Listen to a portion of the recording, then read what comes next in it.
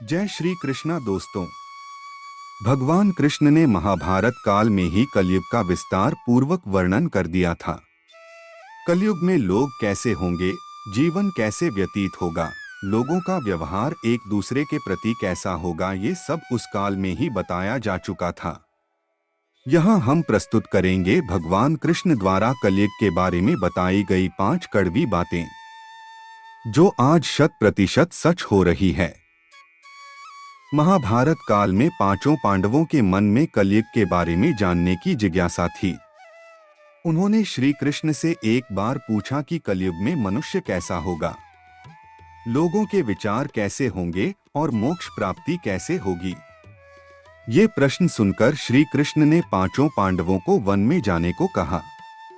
साथ ही ये भी कहा कि तुम जो कुछ भी वहां देखो उसे मेरे पास आकर विस्तार से बताना। श्री कृष्ण का आदेश पाकर पांचों भाई वन गए और कुछ समय बाद वापस आए। फिर एक एक कर पांचों भाइयों ने वन में जो देखा था वो भगवान कृष्ण को बताया। सबसे पहले युधिष्ठिर ने श्री कृष्ण को बताया कि उन्होंने वन में 2 सूंड वाले हाथी को देखा।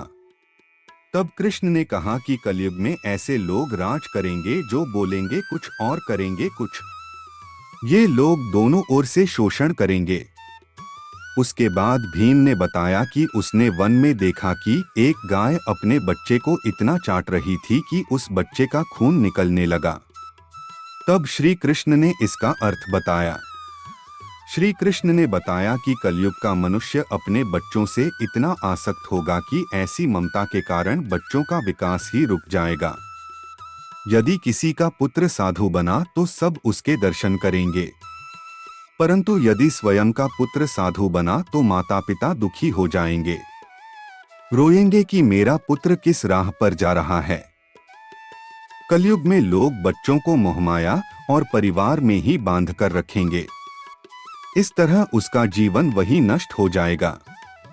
इसी तरह भीमसेन के बाद अर्जुन ने बताया कि उसने एक पक्षी को देखा जिसकी पंख पर वेद की ऋचाई लिखी हुई थी, परंतु वो एक मनुष्य का मांस खा रहा था।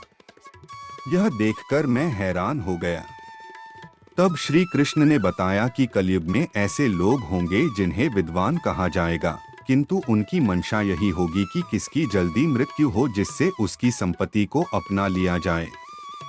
व्यक्ति का ओहदा चाहे कितना भी बड़ा क्यों ना हो, किंतु उसकी दृष्टि दूसरों की संपत्ति पर ही रहेगी। ऐसे लोग बहुत होंगे जो दूसरे के धन को छीनने को आतुर होंगे। वास्तविक संत तो कोई कोई ही होगा। अर्जुन के बाद फिर नकुल ने श्री कृष्ण को वन के बारे में बताया। नकुल ने कहा कि मैंने देखा कि एक भारी चट्टान पर्वत से गिरी और बड़े से बड़े वृक्ष भी उसे नहीं रोक पाए, परंतु एक छोटे से पौधे से टकराकर वह चट्टान वहीं रुक गई। तब इसका अर्थ बताते हुए श्री कृष्ण ने कहा कि कलयुग में मनुष्य की बुद्धि क्षीण होगी, उसका जीवन पतन होगा और इस पतन को धन या सत्ता के वृक्ष रोकने में सक्षम नहीं होंगे, किंतु हरिनाम रूपी एक छोटे से पौधे से मनुष्य का जीवन पतित होने से रुक जाएगा। हरि कीर्तन से मनुष्य की बुद्धि प्रबल होगी। अपने चारों भाइयों की तरह सहदेव ने भी भगवान कृष्ण से वन की बात बताई। सहदेव ने बताया कि उसने वन में अनेकों कुएं देखे, जिनमें से केवल बिच का कुआं खाली था जो कि सबसे गहरा था।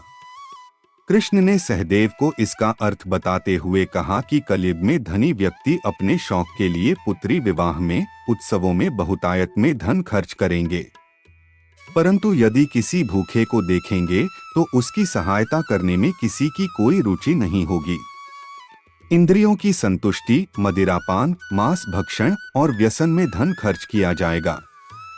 जो लोग ऐसी आदतों से दूर होंगे उन पर कलयुग का नहीं बल्कि परमात्मा का प्रभाव होगा।